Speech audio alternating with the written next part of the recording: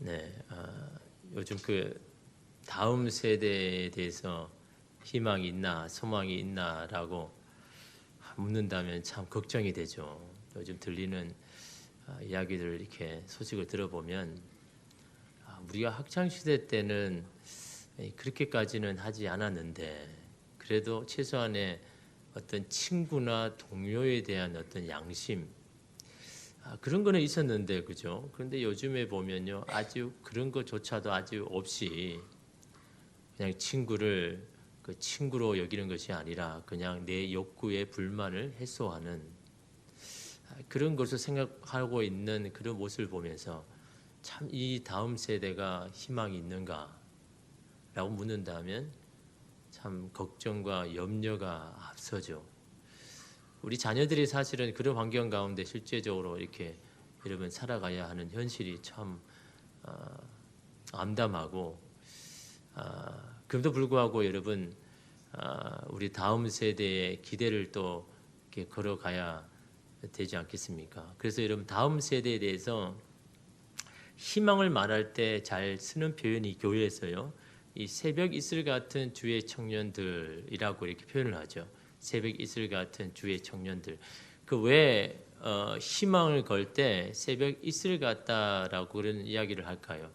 여러분 새벽 이슬 새벽에 있다가 좀 있으면 없어지는 사실은 뭐 이렇게 눈여겨 볼 만한 그런 것이 아닌데 왜 새벽 이슬 같은 청년들이다라고 이렇게 이야기를 표현을 하는 것일까요?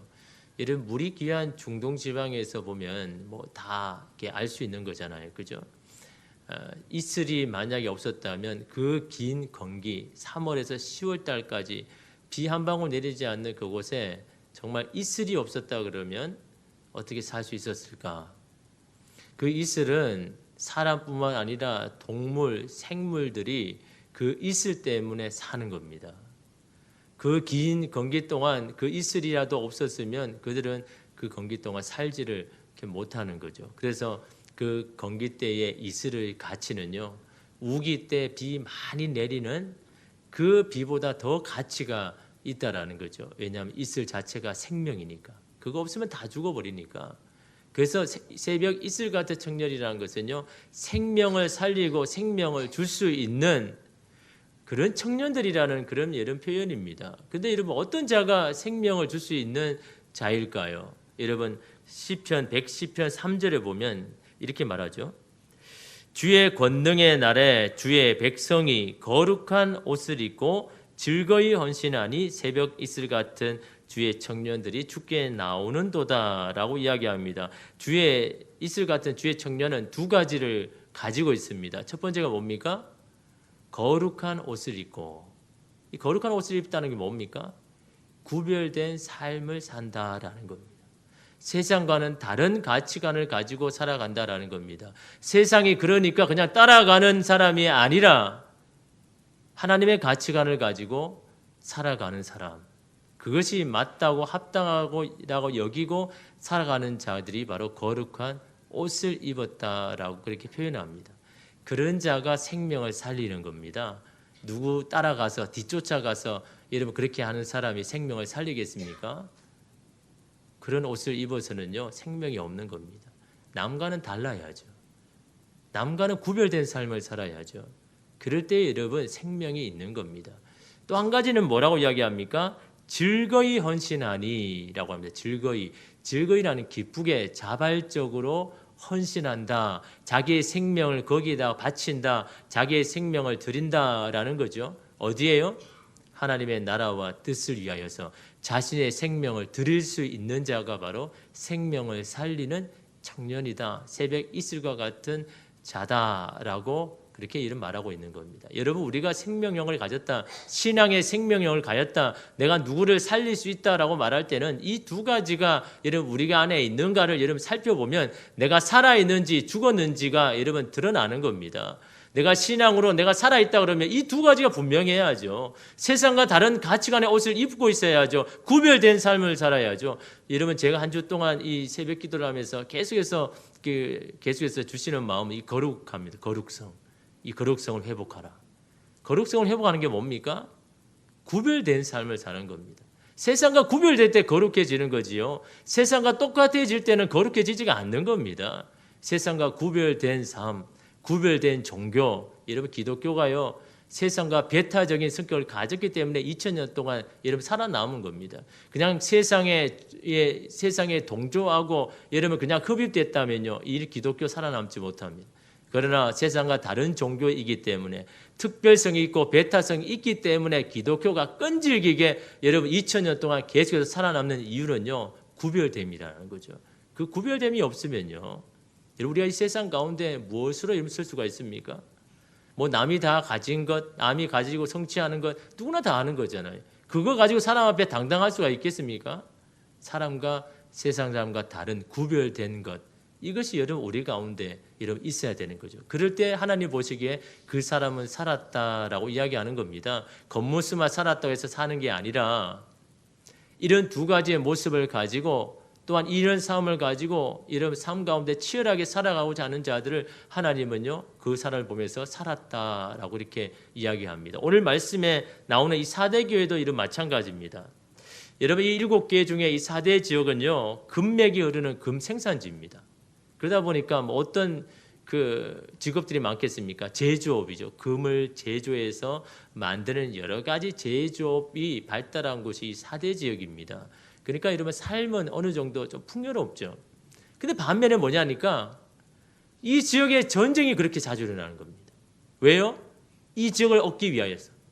이 지역을 빼앗기 위하여서 주변의 나라들이 그냥 혈안이 되어가지고 이 4대 지역을 어떻게 하면 이 자기 수중에 넣을까 싶어가지고 끊임없이 전쟁이 일어나는 곳이 바로 이 4대 지역인 겁니다. 그니 어떻습니까? 금이 많아서 풍요롭기는 하는데 날마다 전쟁이 일어나니까 불안한 겁니다. 그러니까 이 지역에 있는 사람들이 뭐에 대한 이 니드가 있습니까? 종교에 대한 이 갈망이 있는 겁니다.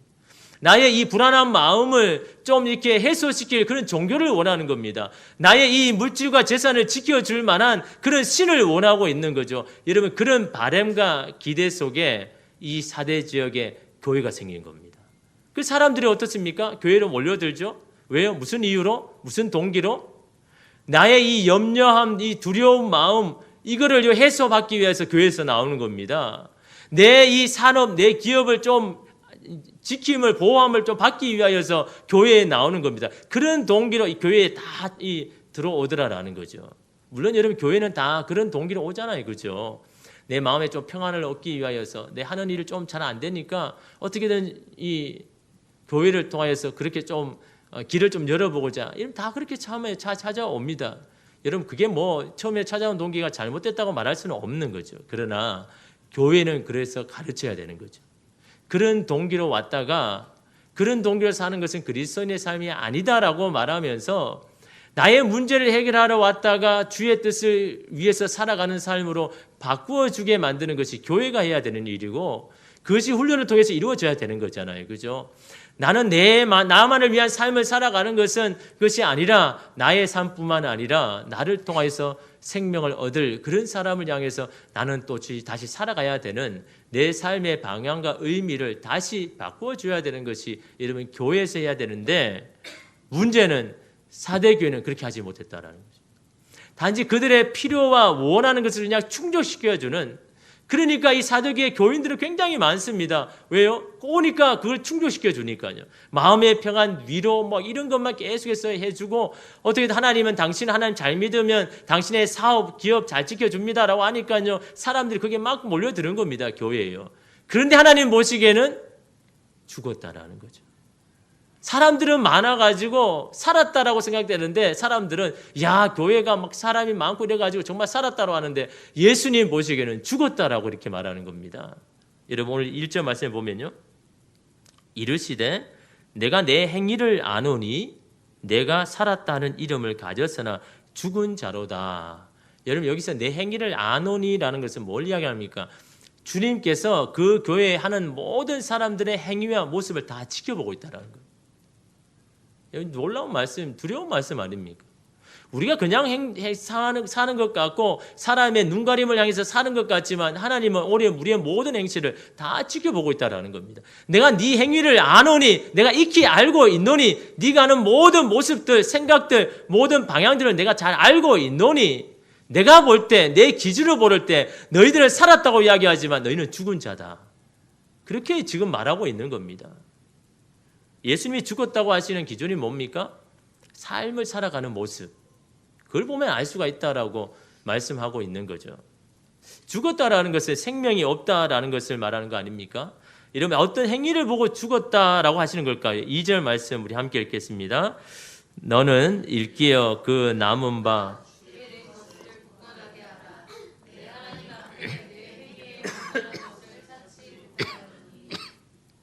이런 보면 내 행위에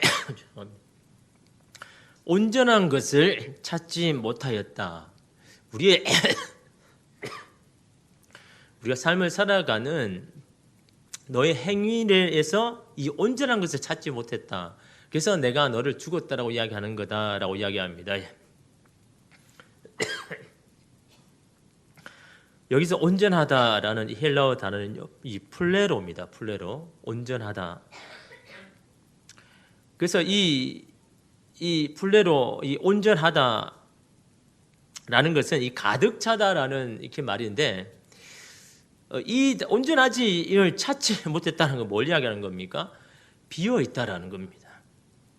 가득 차 있어야 되는데 그 가득 찬 것을 내가 보지 못한다라는 것을 말씀하고 있는 겁니다. 다시 말하면요, 너의 행위를 들여다보니까 네 안에 뭔가 가득 찬 것 같은데 너는 껍데기와 같다라는 겁니다. 안에 아무것도 없다라는 거죠. 본질이 없다라는 겁니다. 본질이 없으니까 그거는 죽었다라고 말하고 있는 거죠. 여러분, 우리가 삶을 살아가는 본질을 잃어버리면 그 사람은 살아있어도 죽었다라고 표현을 하는 겁니다. 그 사람이 왜 살아가야 되고 무엇을 위해 살아가야 되는지에 대한 삶의 본질을 잃어버리면 그 사람은 그냥 껍데기다라는 겁니다. 그냥 육체만 가진 것이지 살아있다라고 말하지 못하더라는 거죠. 하나님께서 너의 행위를 보니까 그냥 껍데기와 같다라는 겁니다. 속이 완전히 비어있는 그런 것과 같다라고 말하고 있는 겁니다. 여러분, 교회의 본질이 없다는 것은 교회가 죽었다라는 것을 말하는 거죠.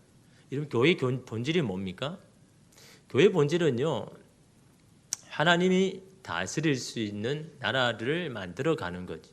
하나님의 가치관을 가지고 그 가치관을 받은 사람들이, 그 가치관으로 훈련받은 사람들이 세상에 나가서 그 하나님의 가치관으로 살아내어서 하나님께서 그 땅을 다스리고 통치하시는 그것을 만드는 것이 교회가 되어야 된다는 겁니다. 그런 사람을 파송하는 것이 여러분 교회라는 거죠. 그것이 여러분 교회의 본질이라는 거죠.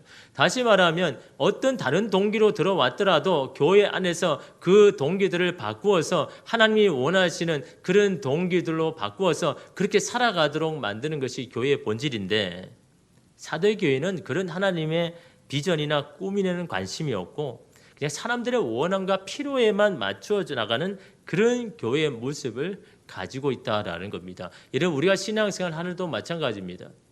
그런 내 안에 그런 바른 동기가 없으면요, 우리는 내 안에 그런 알맹이가 없는 겁니다. 그냥 껍질만 그냥 다니는 겁니다.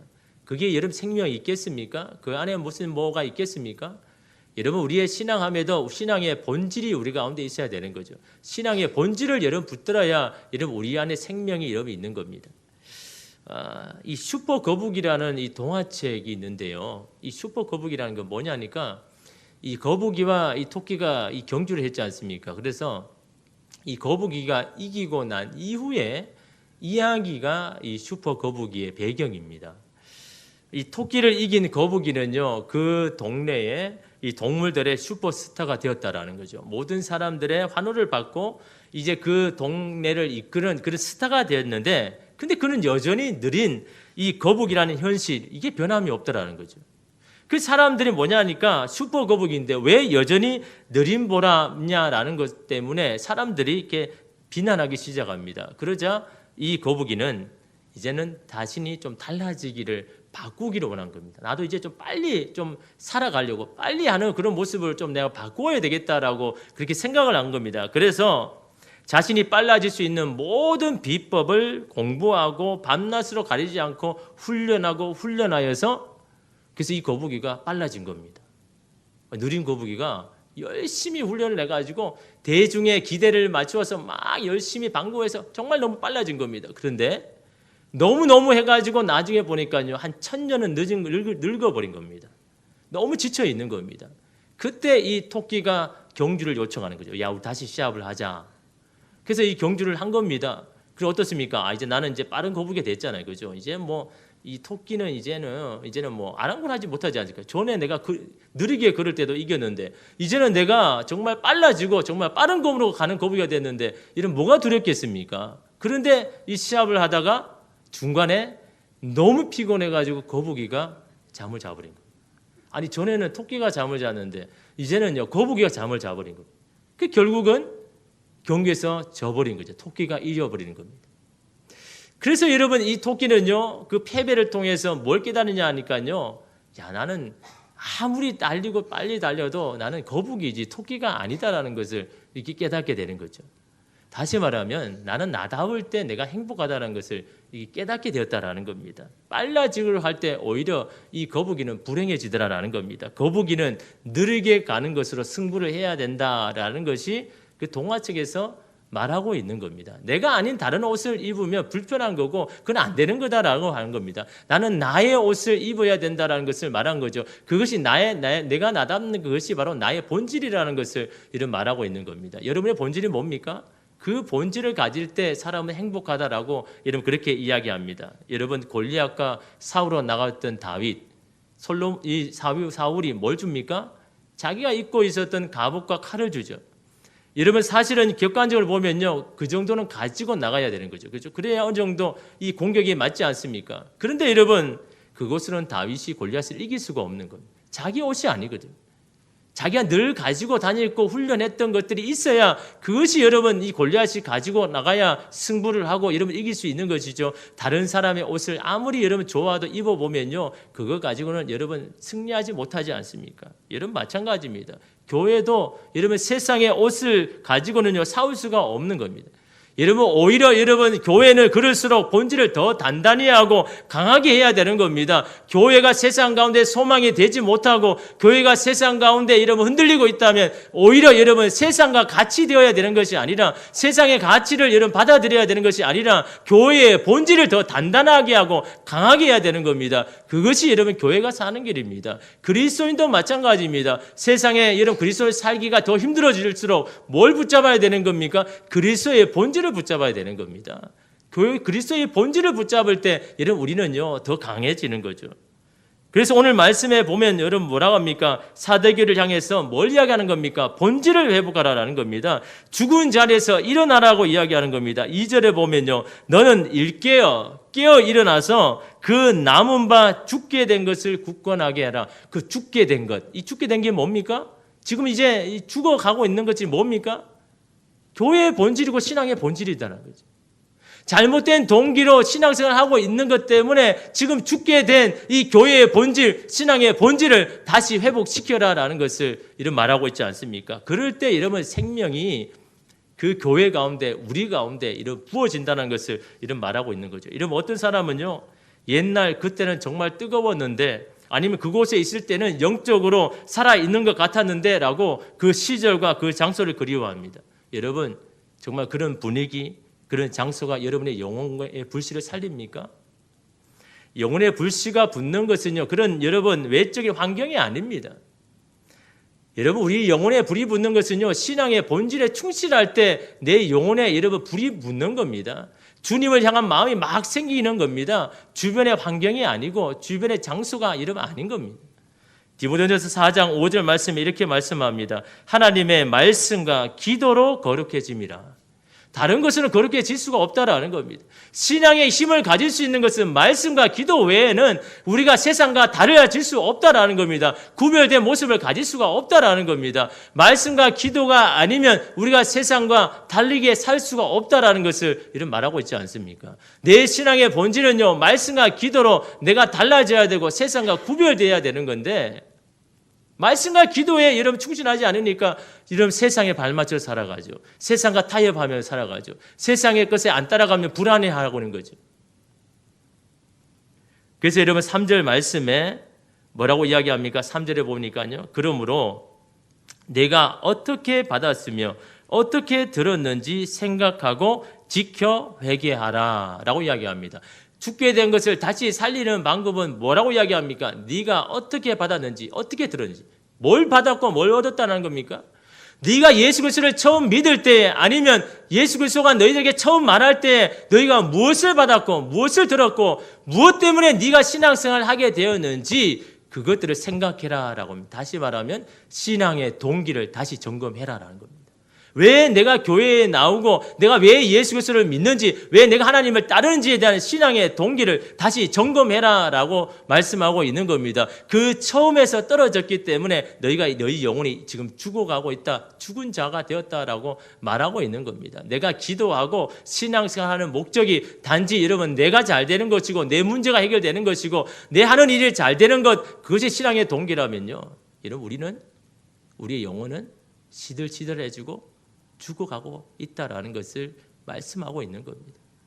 처음에 어떻게 들었는지 어떻게 받았는지를 다시 한번 생각해 보라는 거예요.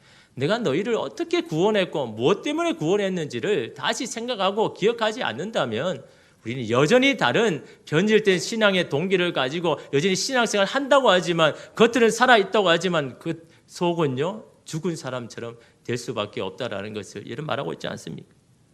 나의 동기에 따라서 신앙의 방향과 목적이 달라질 수밖에 없는 겁니다.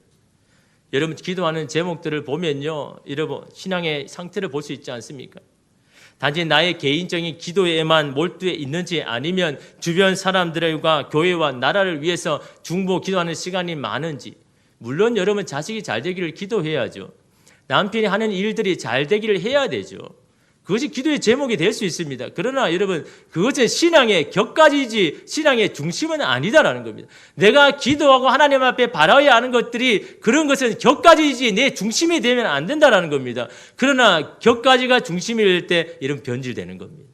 격가지가 중심이 될 때 내 신앙의 동기가 바뀌어지고 이러면 변질되어 버리는 겁니다. 그런 사람이 어떻게 여러분 살아있다고 말하고 있겠습니까? 예수의 생명이 어떻게 내 안에 여러분 살아 움직일 수가 있게 되겠습니까?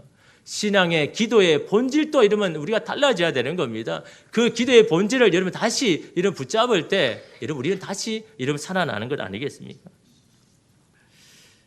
그러기에 여러분 그 신앙의 동기를 다시 점검해라 라고 이야기하는 겁니다. 사대교회에 들어오는 모든 사람들을 위해서 네가 교회를 다니고 믿는 그 동기를 새롭게 하지 아니하면 너는 살아있다 하지만 이미 죽은 거다 라고 이렇게 말하고 있는 겁니다.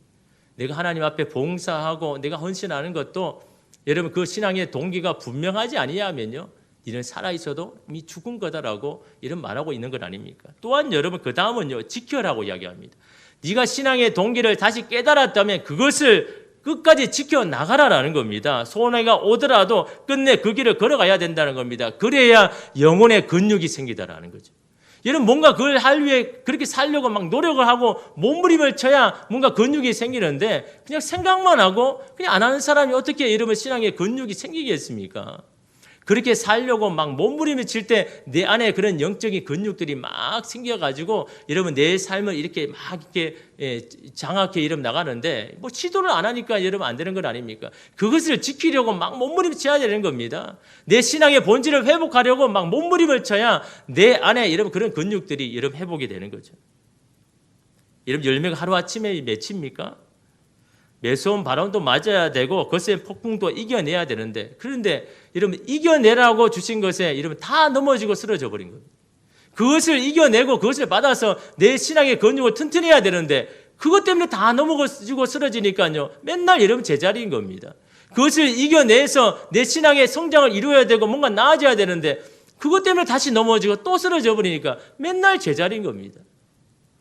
여러분 끝까지 지켜나가야죠. 끝까지 여러분 붙들고 이러면 나아가야 되는 겁니다. 마지막으로 뭐라고 합니까? 회개하라라고 이야기합니다. 되돌려라라는 거죠. 삶의 방식, 방향, 목적을 주님께로 되돌리는 삶의 변화를 일구어내라라고 이렇게 말하고 있는 겁니다. 그런데 여러분 이러한 주님의 말씀을 듣고도 깨어나지 못하고 신앙의 동기를 바르게 하지 않는다면 어떻게 하신다고 하십니까? 여러분 3절 중반에 보면요. 만일 일깨지 아니하면 말씀을 들어도 그 말씀에 대해서 반응하지 못하고 실행에 옮기지 못하고 결단하지 못하고 지키지 아니하고 이러면 돌아서지 아니한다면 내가 도둑같이 이르리니 어느 때에 내게 이르는지 내가 알지 못하리라. 주님이 도둑같이 임할 때가 언제입니까? 심판의 때입니다. 행한 대로 갚아주는 때입니다. 무엇을 심었든지 그대로 거두게 하는 그때입니다. 그때는 여러분 기회가 없다라는 겁니다. 그때는 다시 되돌아가려고 해도 다시 살아나려고 해도 더 이상 기회가 없다라는 것을 이런 말씀하고 있는 겁니다. 굉장히 이런 두려운 말씀 아닙니까? 계속해서 말씀으로 경고를 주고 계속 메시지를 전해주는데도 그 말씀에 깨달음이 없고 도전이 없고 깨어짐이 없고 그냥 똑같이 그냥 잠자는 식으로 살아간다면 내가 언제 도둑같이 와서 너의 행위에 대해서 심판하실지 모른다라는 굉장히 여러분 두려운 말씀 아닙니까? 우리는 그렇잖아요. 언제인지 모르니까 언제인지 뭐 안 올 수도 있고 그러니까 여러분 결단을 못하는 거죠. 여러분 그 날이요 내일 될 수도 있고 모레가 될 수 있다 그러면요 여러분 우리가 그런 이 말씀 가운데 안 바뀌겠습니까? 자 오늘 지금은 내가 결단하지 않겠습니까? 하나님을 위한 게 아니라 나의 쾌락과 나의 육신을 위한 일들을 위해서 중단하지 않겠습니까? 심판의 날은 분명히 있다라는 거죠. 여러분이 심은 대로 거두게 되는 날이 분명히 있다라는 것을 말씀하고 있는 겁니다. 그때가 언제인지 모르지만 분명히 여러분이 있다라는 겁니다. 여러분이 심은 대로 거둘 수밖에 없다라는 겁니다. 누구를 위해서 심는지 누구를 위해서 여러분의 삶을 심는지 그대로 거둘 것이라고 이런 말씀하고 있지 않습니까? 마태복음 21장에 보면요 예수님께서 예루살렘 성으로 이렇게 지나가시면서 너무 배고파가지고 보니까 이 무화과가 있는데 무화과에 잎이 굉장히 많습니다. 그러니까 이 열매가 있는 줄 알고 가까이 갔죠. 근데 가까이 가보니까 잎은 너무나 무성한데 열매가 하나도 없는 겁니다. 그래서 예수님께서 그 나무를 향해 뭐라고 이야기합니까? 마태복음 21장 19절에 보면 나무에게 이르시되 이제부터 영원토록 내가 열매를 맺지 못하리라 하시니 무화과 나무가 곧 마른지라. 뭘 이야기하는 겁니까? 열매 맺지 못한 나무를 심판하는 거잖아요. 잎이 많아가지고 무성해가지고 열매가 있는 줄 알았는데 가까이 가보니까 열매가 하나도 없는 겁니다. 무화과 나무의 본질은 열매를 맺는 건데 본질에는 신경을 안 쓰고 그냥 잎만 무성하다 보니까요 주님이 오시니까 너무너무 속상해가지고 말씀하시자마자 그냥 말라져 버렸다. 다시 말하면 죽어버렸다라는 이런 그 말 아닙니까? 여러분 이것은 바리새인들을 빗대하시는 이런 비유이잖아요. 열심은 있는데 열심의 방향이 잘못되었다라는 겁니다. 하나님을 열심히 믿기는 하는데 그 선한 동기가 잘못되었다라는 겁니다. 그러니까 결국은 열매를 맺지 못하고 결국 이 무화과처럼 그냥 말라 비틀어서 그냥 죽은 자처럼 될 것이다라고 이런 말하고 있는 거 아닙니까? 오늘 우리도 마찬가지입니다.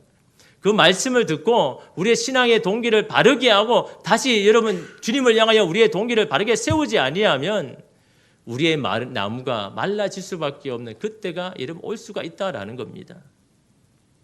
말씀의 찔림을 받고도 깨어서 삶의 방향을 바꾸지 아니하면 오늘 우리의 삶의 무화과 나무도 이렇게 마를 수밖에 없다라는 것을 이런 말씀하고 있지 않습니까? 여러분 이처럼 주님께서 이 4대 교회를 향해서 이 4대 교회가 죽었다라고 그렇게 말씀함에도 불구하고 여러분 이 4대 교회를 여러분 포기하지 않기 때문에 여러분 말씀을 전하는 거잖아요. 그죠? 다시 일어나라. 죽게 된 것을 다시 살려라 라고 말하는 겁니다. 왜요? 여러분 4절 말씀에 보면요. 그러나 4대에 그 옷을 더럽히지 아니한 자 몇 명이 내게 있어 흰 옷을 입고 나와 함께 다니리니 그들은 합당한 자인 영고다. 죽었다라고 말하는 그 교회에 몇 명은 그 옷을 더럽히지 아니하고 흰 옷을 입고 다니는 자가 있다라는 겁니다. 나는 그들과 함께 할 것이다 라고 말합니다. 여러분 현대인의 성경에 보면요.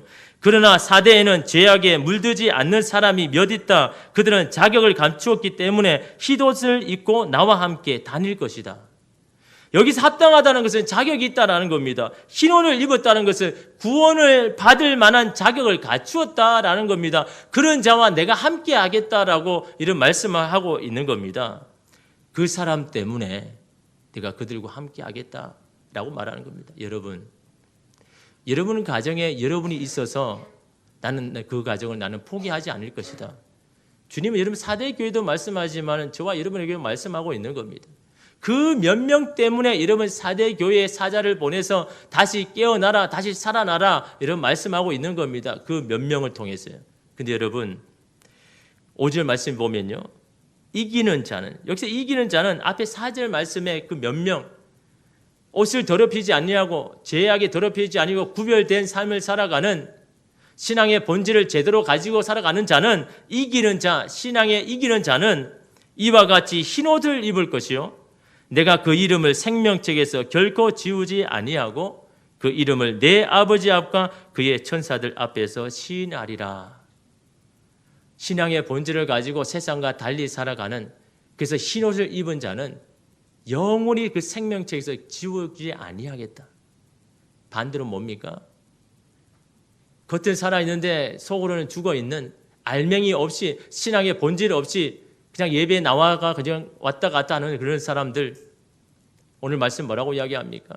그 생명책에 지워질 수도 있음을 이런 말씀하고 있지 않습니까? 이러면 열심히 살았는데, 열심히 여러분 교회 생활했는데, 열심히 봉사했는데 주님 앞에 섰을 때 네가 누구냐라고 주님이 모른다고 하신다면요, 여러분 이게 얼마나 여러분 낭패입니까? 그래서 여러분 오늘 말씀에 사대 교인이기도 마찬가지입니다. 사대교에 얼마나 많은 사람들이 있었겠습니까? 그 많은 사람들 향해서 너희가 살기를 원하느냐? 너희가 죽게 된 것을 다시 일깨워서 다시 그것을 새롭게 해라. 네가 예수 그리스도를 믿는 이유가 뭐고 교회를 나가는 이유가 뭔지에 대한 그 동기를 선하게 바르게 해서 다시 그걸 지키고 행하여서 나아갈 때 너는 다시 살아있는 자가 될 것이다라고 여러분 주님은 오늘 우리에게도 이런 말하고 있지 않습니까? 여러분이 바로 여러분 가정을 살릴 수 있는 사람입니다. 생명을 가져야 살리죠. 내가 죽었는데 여러분 누구를 살리고 있겠습니까? 내가 내 영혼이 여러분 생명으로 가득 차야 되는 것입니다. 내 안에 예수 그리스도로 가득 차야 여러분 누구를 살리든 만나든 살리는데, 여러분 내가 죽었는데 누구를 여러분 살려내겠습니까? 여러분이 먼저 살아나야 되는 거죠. 예수 그리스도로 인해서 여러분이 먼저 살아날 때 여러분의 가정이 살아나고 여러분이 있는 곳이 여러분 살아나는 것 아닙니까? 교회 신앙의 본질을 가질 때 여러분 우리는 살아있는 겁니다. 세상과 달리 살아가는 삶의 가치관을 가질 때 여러분 우리는 살아있는 자로, 주님께서 함께 하시는 자로 이런 우리를 세워주실 줄 믿습니다. 저와 여러분이요 바로 그런 살아있는 자, 예수 그리스도를 통해서 살아있는 이런 오늘 저와 여러분 되기를 간절히 소망합니다. 기도하겠습니다.